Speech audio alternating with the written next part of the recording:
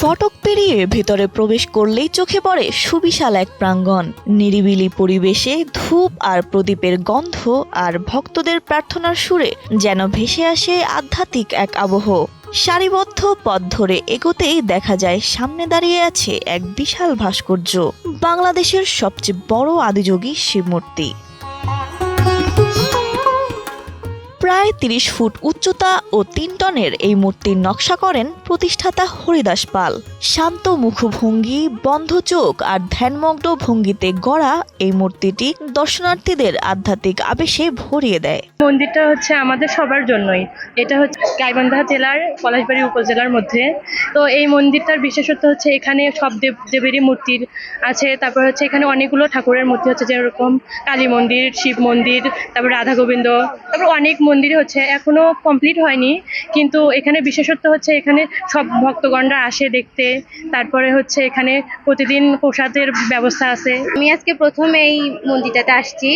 মন্দিরটা দর্শন করে আমার অনেক ভালো লাগতেছে। এখানে আমি অনেক দেবদেবীর মূর্তি একসঙ্গে দেখতে পাচ্ছি, আর এখানে প্রচুর মানুষ হয়।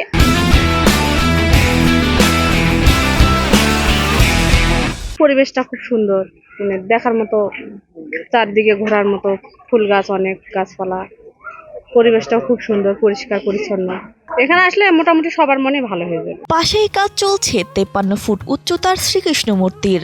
আয়োজকদের দাবি এটি হবে বিশ্বের সর্বোচ্চ শ্রীকৃষ্ণ মূর্তি।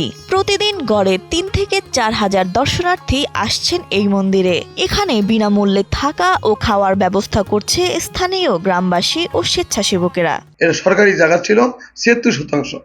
ঠিক আমি ২০০৭ সাল থেকে আমি ঢাকায় কাম শুরু করি। সেই কামের অপরজনে একটু ছোট একটা মন্দিরের একটা স্বপ্ন দেখি যে একটা ছোট মন্দির করব।